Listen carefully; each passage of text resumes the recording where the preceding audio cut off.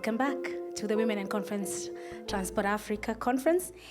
And we are grateful that you've taken a beautiful break, taken coffee, stretched your feet, done something that makes you feel relaxed.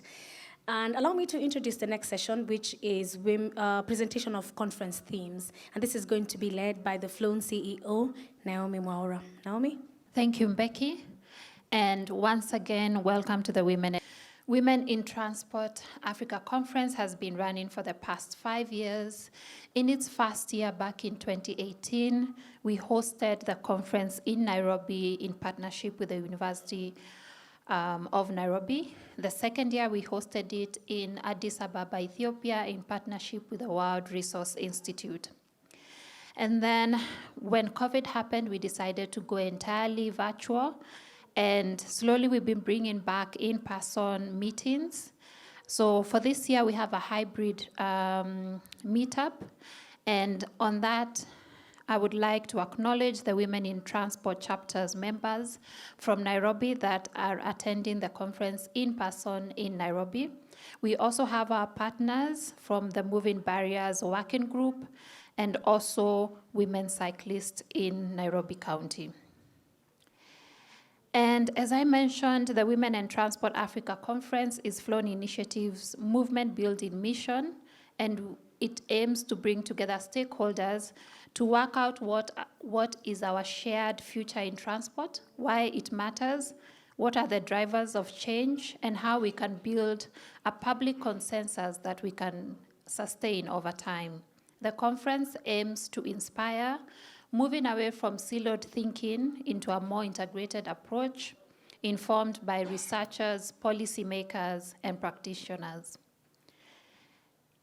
Let me take this time to also thank our partners, Transformative Urban Mobility Initiative, TUMI, GIZ, FIA Foundation, Volvo Research and Educational Foundations, VREF, World Bank, World Resource Institute, Frederick Ebert Foundation, Africa Women Development Fund for supporting this year's conference. In the course of the next 3 days, we'll delve into some stimulating and thoughtful lived experiences, research, and action towards achieving inclusive mobility. So today, the sessions will focus on lived experiences and interventions. We believe that users and workers of public transport are experts by experience. Lived experiences are just as valuable as academic credentials.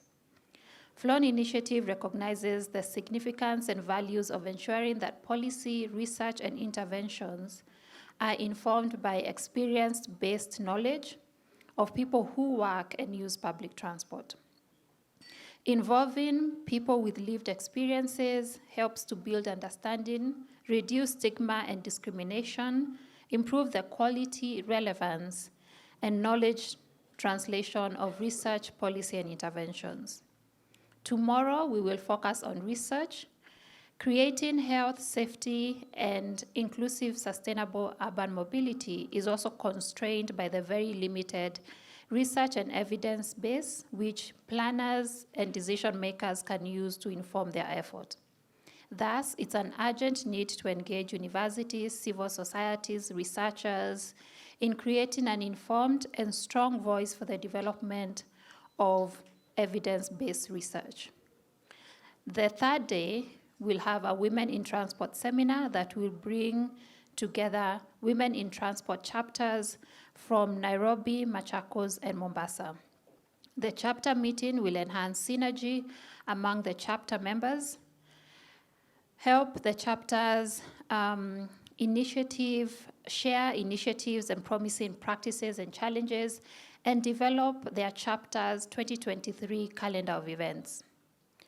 Public transport is used by everyone, young, old, people with different abilities, people of all genders, and there are far more issues at play in transportation that we'll be able to cover during this conference. We unfortunately have inherited a dysfunctional transport system, and the murkiness of yesteryears are now following the drains into the present situation. Transport, we believe, has the power to change people's life, and we are tasked with wielding that power responsibly. So what happens every year during the conference is transformational. And a diverse and talented set of people spend 3 days in deep conversation, getting insights and innovations, finding ways to collaborate, and clarifying our path forward together. To conclude, it gives me great pleasure to kick off this conference. I really look forward to hearing your ideas on how we can accelerate our efforts in creating an inclusive, sustainable, and reliable transport that we can all expect to see in our cities and our roads in the years to come. I am confident that we will leave here with a greater sense of what we must do to accelerate our efforts, and also a